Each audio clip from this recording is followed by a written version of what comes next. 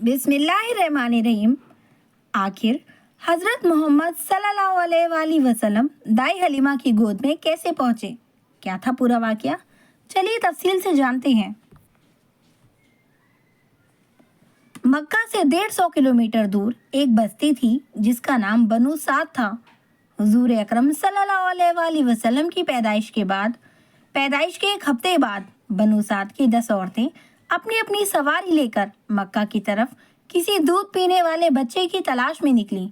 उस जमाने में औरतों के लिए रोजी का यही एक जरिया था कि वो औरतें मालदार घरानों के बच्चों को अपने घर लाकर उन्हें दूध पिलाती और फिर जब वो बच्चे थोड़े बड़े हो जाते और उन्हें उनके माँ बाप को वापस करने आती तो इसके बदले में इन बच्चों के माँ बाप दूध पिलाने वाली औरतों को बहुत ज़्यादा पैसे और तोहफे देते।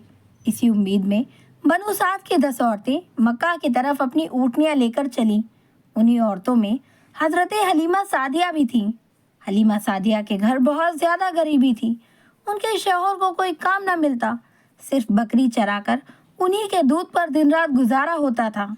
हलीमा सादिया के घर में एक ऊँटनी भी थी, लेकिन वो बहुत ज़्यादा कमज़ोर हो चुकी थी क्योंकि बनु साद कबीले में घास की बहुत कमी थी। वहाँ घास बहुत ही कम उगती थी, इसलिए जानवरों को सही से चारा न मिल पाता, जिस वजह से जानवर भूखे हो जाते। हलीमा सादिया अपनी उसी कमज़ोर ऊँटनी को लेकर मक्का की तरफ उन 10 औरतों के साथ चल पड़ी ताकि उन्हें भी कोई दूध पीता बच्चा मिल जाए, जिसकी वजह से उनके घर में भी 4 पैसे आने लगे। हलीमा सादिया के साथ उनका एक बच्चा, दूध पीता बच्चा और उनके शौहर थे। उन औरतों की ऊँटनियाँ ताकतवर थीं, इसलिए वो बार बार हलीमा सादिया की ऊँटनी से आगे निकल जाती और फिर दूर जाकर उन औरतों को एक जगह पर रुकना पड़ता ताकि हलीमा सादिया की कमज़ोर ऊँटनी भी धीरे धीरे उनके पास पहुंच जाए और सारी औरतें एक साथ मक्का पहुँचें। उन औरतों को बार बार हलीमा सादिया के लिए रुकना पड़ता था, इसलिए आखिर उन औरतों ने हलीमा सादिया से कहा कि ए हलीमा, तुम्हारी वजह से हमें बार बार रुकना पड़ता है। धूप भी बहुत तेज़ है, इसलिए अगर तुम इजाज़त दो तो हम निकल जाएं और तुम धीरे धीरे अपनी उसी ऊँटनी से आती रहना। हलीमा सादिया बेचारी उस वक्त क्या जवाब देती? उन्होंने कहा, हाँ ठीक है, तुम लोग मेरी वजह से परेशानी मत उठाओ, जाओ तुम सब निकल जाओ, मैं अपने शौहर के साथ धीरे धीरे पीछे आ रही हूँ। 2 दिन के सफ़र के बाद ये 9 औरतें पहले ही मक्का पहुँच गईं और मक्का में जितने भी मालदार घराने थे उनके घरों से कोई ना कोई दूध पीने वाला बच्चा ले लिया। रिवायतों में आता है कि ये 9 औरतें सबसे पहले हमारे प्यारे आका नबी करीम सल्लल्लाहु अलैहि वसल्लम के घर आती, लेकिन जब मालूम होता कि इस बच्चे का बाप नहीं है और ये बच्चा यतीम है तो वो उसे लेने से इनकार कर देती और कहती, अरे हम इतना दूर सफ़र करके इसलिए आए हैं ताकि बच्चे के बाप से हमें कुछ पैसे और खर्चा मिल जाए। ये बच्चा तो यतीम है, इससे हमें क्या ही मिलेगा। इसलिए सारी औरतों ने हमारे हुजूर को लेने से इनकार कर दिया और मक्का के मालदार बच्चों को लेकर चली गईं। जब सभी औरतों ने हुजूर अकरम सल्लल्लाहु अलैहि वसल्लम को लेने से इनकार कर दिया तो ये बात हज़रत आमिना के दिल को लगी और वो अकेले घर में बैठी अपने इस छोटे बच्चों को देखकर रोने लगी और दिल ही दिल में सोचने लगी कि काश आज मेरी मासूम बच्चे के बाप जिंदा होते तो मेरे बच्चे को भी कोई औरत अपने घर ले जाती। काश मेरे शौहर जिंदा होते तो वो मेरे बच्चे को गोद में लेकर बाज़ारों में घुमाते और उसे अच्छे अच्छे खिलौने दिलाते। हज़रत आमिना के आंसू देखकर शायद उस वक्त अल्लाह रब्बुल इज़्ज़त हज़रत आमिना से कह रहे होंगे, ए आमिना, तुम परेशान क्यों होती हो? इस बच्चे के बाप उसे खिलौना लाकर नहीं दे पाए तो क्या हुआ? इस बच्चे को तो ऐसी शान है कि मैं आसमान के चांद को इस बच्चे के लिए खिलौना बना दूंगा और वो उंगलियों के इशारे से चांद के 2 टुकड़े कर देगा। ए आमिना, इस बच्चे के बाप इसे क्या बाज़ारों से सैर करवाते? आने वाले वक्त में देखना, मैं इस बच्चे को आसमानों पर बुलाकर जन्नत की सैर करवाऊंगा। हज़रत आमिना खामोश बैठी परेशान थी और शायद यही सब बातें सोच रही थी। हज़रत अब्दुल मुत्तलिब को जब अपने पोते के बारे में ये खबर मालूम हुई कि किसी औरत ने मेरे पोते को कबूल नहीं किया और सबने लेने से इनकार कर दिया तो उनके भी दिल पर एक चोट लगी और दिल ही दिल सोचने लगे, काश आज मेरा बेटा अब्दुल्ला जिंदा होता तो आज मेरे पोते को ये दिन ना देखना पड़ता। शाम का वक्त हो चुका था। हलीमा सादिया उसी वक्त मक्का पहुंची तो उन्हें मालूम हुआ कि मक्का में कोई मालदार घराने का बच्चा नहीं। इन सभी औरतों ने हर एक बच्चे को ले लिया है जिसका बाप मालदार हो। हलीमा सादिया तलाश करती हुई हजरत आमिना के घर पहुंची और दरवाज़ा खटखटाया। पूछने पर बताया कि मैं दूध पिलाने वाली औरत हूँ, देहात से आई हूँ, बच्चा चाहिए। हजरत आमिना ने सोचा कि ये औरत भी अभी मेरे बच्चे को देखकर मना कर देगी कि मैं इस यतीम को गोद नहीं लेती, लेकिन फिर भी अल्लाह ने उनके दिल में बात डाली और उन्होंने हलीमा सादिया को घर के अंदर बुला लिया। हलीमा सादिया को भी जब इस बात की खबर हुई कि बच्चा यतीम है और इसका बाप नहीं है तो लेने से इनकार कर दिया और वापस चली गई। उन्हें कोई भी बच्चा ना मिला और वो अपने शौहर के पास एक खेमे में पहुंची। शौहर ने पूछा, ए हलीमा क्या हुआ, कोई बच्चा नहीं मिला? हजरत हलीमा ने जवाब दिया कि नहीं, हम देर से पहुंचे इसलिए मक्का के सारे बच्चे उन औरतों ने ले लिए और मेरी किस्मत में शायद कोई बच्चा नहीं है। लेकिन हाँ, मैं एक घर गई थी तो वहाँ एक यतीम बच्चा था, उसका बाप मर चुका है। तो फिर उससे हमें क्या मिलेगा? जब बाप ही नहीं तो फिर हमें पैसे और तोहफे कौन देगा? इसलिए मैंने उस बच्चे को लेने से इनकार कर दिया। रात का वक्त था। दोनों मियाँ बीवी खामोश बैठे थे। हजरत हलीमा की गोद में जो बच्चा था वो बहुत ज़्यादा रो रहा था क्योंकि वो दो दिनों से भूखा था और हजरत हलीमा के सीने में बिल्कुल भी दूध नहीं बचा था क्योंकि हजरत हलीमा ने भी कई दिनों से कुछ नहीं खाया था। इसलिए भूख की वजह से उनके सीने में भी दूध आना बंद हो गया। अचानक खामोशी तोड़ते हुए उनके शौहर ने अपनी बीवी हलीमा से कहा, ए हलीमा, वैसे भी हमें कोई बच्चा नहीं मिला और हम इतनी दूर का सफ़र करके मक्का आए हैं। कल सुबह हमें वापस जाना है, इसलिए मैं मुनासिब समझता हूँ कि तुम जाओ और उसी यतीम बच्चे को ले आओ। चलो, हमें कुछ पैसे नहीं मिलेंगे तो क्या हुआ, कम से कम अल्लाह की तरफ से कुछ सवाब भी मिलेगा कि हमने एक यतीम बच्चे को पाला है। खाली हाथ घर लौटते हुए मुझे अच्छा नहीं लग रहा। हजरत हलीमा ने कहा, बात तो आप सही कह रहे हो, ठीक है, मैं अभी जाकर उस बच्चे को ले आती हूँ। और फिर हजरत हलीमा बीवी आमिना के घर पहुँची। ये देखकर हजरत आमिना बहुत ज़्यादा खुश हुई कि चलो, मेरे बच्चे को किसी औरत ने कबूल तो किया। हजरत हलीमा ने फरमाया कि ज़रा मुझे वो बच्चा तो दिखलाओ। हजरत आमिना ने ज़मीन पर लेटे एक बच्चे की तरफ इशारा कर दिया। जब उस वक्त हुजूर के ऊपर एक कपड़ा पड़ा हुआ था, हजरत हलीमा ने जैसे ही वो कपड़ा हटाकर हमारे हुजूर का चेहरा देखा तो उनका दिल धक से हो गया।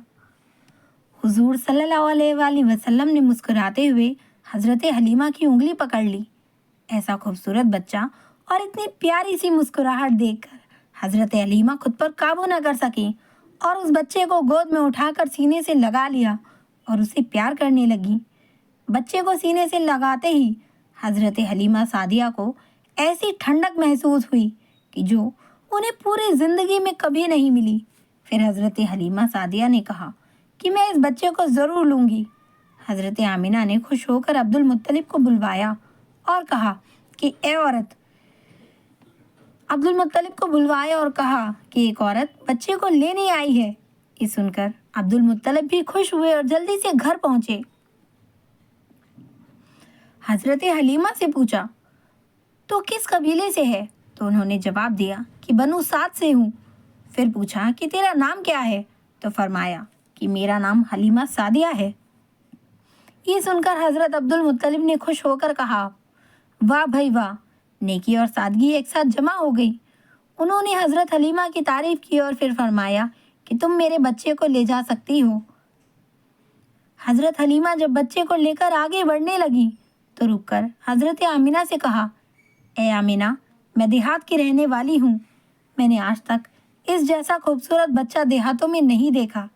हज़रत आमिना ने कहा, ए हलीमा, तुम देहात की रहने वाली हो और मैं शहर की रहने वाली हूँ।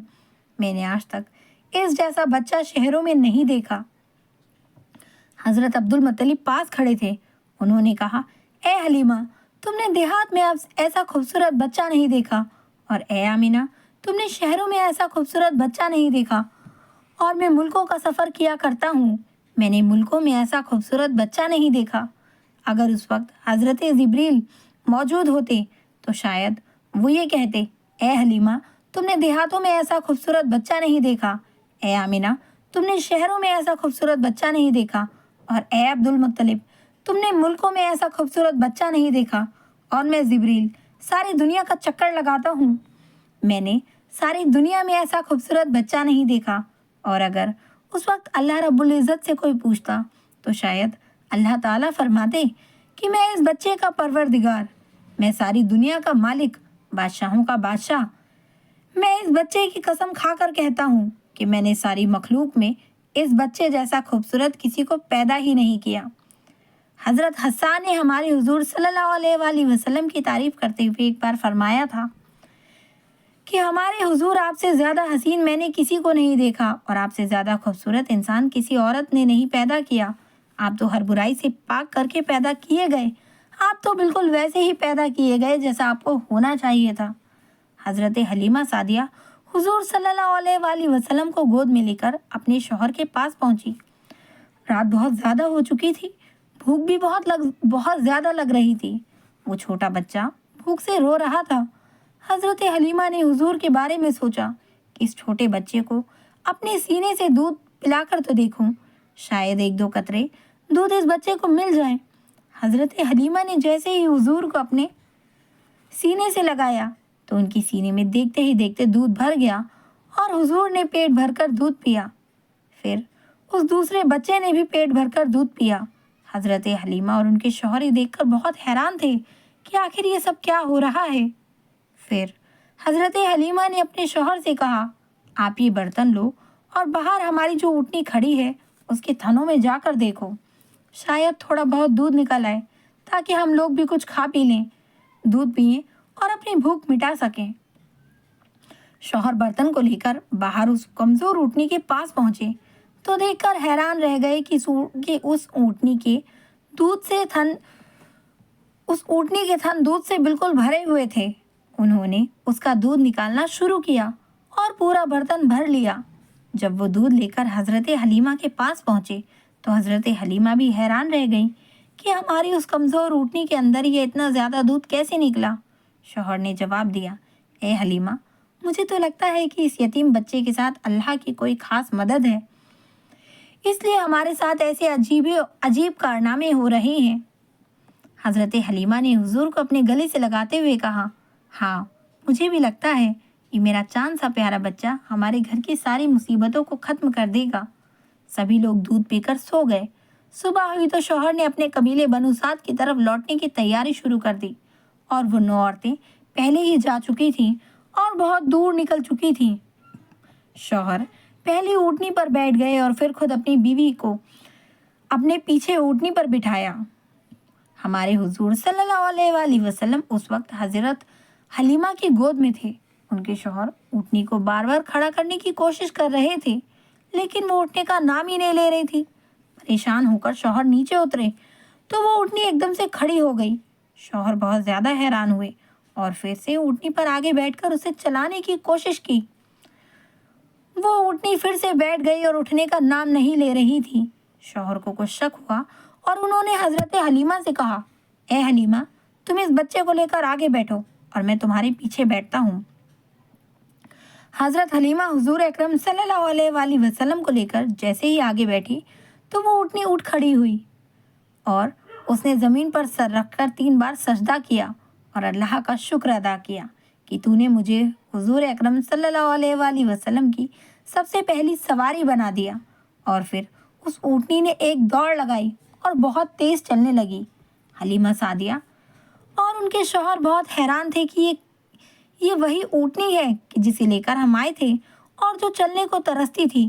اب اسے کیا ہو گیا ہے کہ یہ اتنی تیز دوڑ رہی ہے؟ کچھ ہی وقت گزرا کہ اس اونٹنی نے دوڑتے ہوئے ان 9 عورتوں کو پا لیا اور تیزی سے چلتے ہوئے ان کے پاس سے گزری۔ تو ان عورتوں نے حیرانی سے پوچھا، اے حلیمہ، کیا تم نے سواری بدل لی ہے؟ تو حضرت حلیمہ نے جواب دیا کہ میں نے سواری نہیں بدلی، بلکہ اس سواری کا سوار بدل چکا ہے۔ سب سے پہلے حلیمہ سعدیہ ہی اپنے محلے بنو سعد میں پہنچی۔ حضرت حلیمہ سعدیہ فرماتی ہیں کہ اس دن میرے پورے محلے سے گلابوں کی خوشبو آ رہی تھی۔ سارے محلے والے حیران تھے کہ آخر یہ خوشبو کیسے آ رہی ہے۔ یہ اللہ کی طرف سے ہمارے حضور کا اس قبیلے میں استقبال ہو رہا تھا۔ سبحان اللہ۔ ویڈیو پسند آئے لائک کریں، چینل پہ فرسٹ ٹائم آئے ہیں سبسکرائب ضرور کریں، ویڈیو کو زیادہ سے زیادہ شیئر کریں، کمنٹ کر کے مجھے ضرور بتائیں کہ آپ کو ویڈیو کیسی لگی۔ تب تک کے لیے اپنا خیال رکھیں، دعاؤں میں مجھے ضرور یاد رکھیں اور فلسطین کے لوگوں کے لیے ضرور دعا مانگیں۔ ملتے ہیں اگلی ویڈیو میں۔ السلام علیکم ورحمۃ اللہ وبرکاتہ۔